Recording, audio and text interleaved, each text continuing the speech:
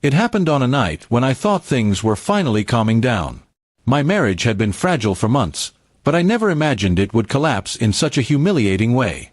I was sitting quietly at a gathering with a few friends when she arrived with him, the man I had only heard about in whispers. His presence was loud, confident, almost taunting. He didn't just walk in, he owned the room, and my wife stood beside him, her face unreadable. I wanted to believe she had only come to talk, to sort things out, but deep down I already knew the truth. The way she clung to his arm told me everything I needed to know. She was no longer mine. Still, I tried to hold my ground. I greeted her politely, even smiled faintly, though my chest burned with betrayal.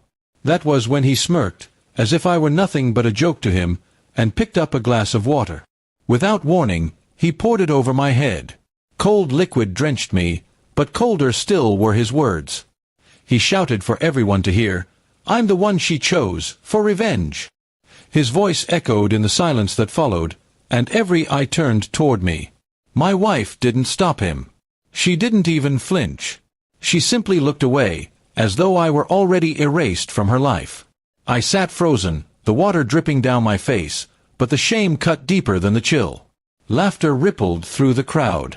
Some tried to hide it, others didn't bother.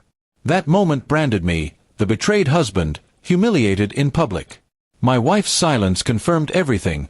This was her way of punishing me. Whether for past mistakes or for failing to be the man she wanted, I couldn't be sure. But I knew one thing: she had chosen him to hurt me. His arrogance wasn't just for show, it was her weapon.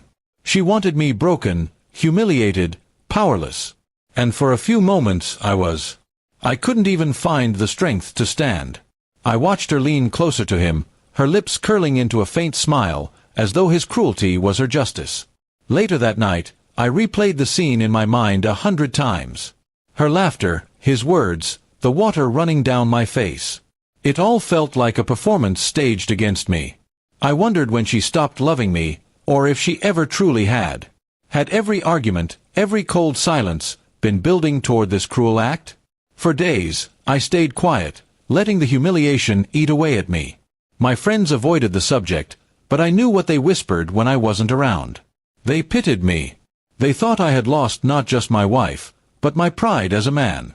Yet the more I thought about it, the more I realized something. She had taken her revenge, but in doing so, she had shown the world the kind of person she truly was. Revenge is temporary, I told myself. Pain is temporary too. But dignity, once rebuilt, can last forever. I decided I wouldn't let her cruelty define me.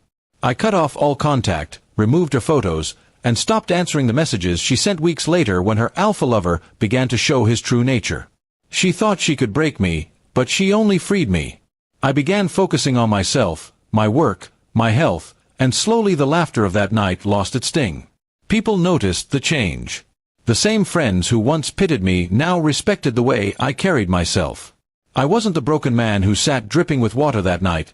I was stronger, sharper, and unwilling to be defined by betrayal. As for her, I heard fragments of what became of them. The same arrogance he used on me, he eventually turned on her. The smirk she once admired began to frighten her. She learned the hard way that revenge is a double-edged blade, cutting both ways. When she tried to come back to me, I had already moved beyond the need for her apology. One evening, I walked past the cafe where it had all begun. I remembered the sting of humiliation, but this time, I smiled.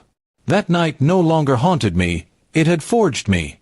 I had lost her, yes, but I had gained something far more important: clarity. She had chosen him to hurt me. But in the end, it wasn't I who suffered most. It was her. Because while I had learned to rebuild, she was left trapped in her own bitterness, still chasing revenge when there was no one left to fight. And that was my final victory. Not loud, not cruel, but silent and enduring. The kind of victory no smirk, no spilled water, and no shouted words could ever take away.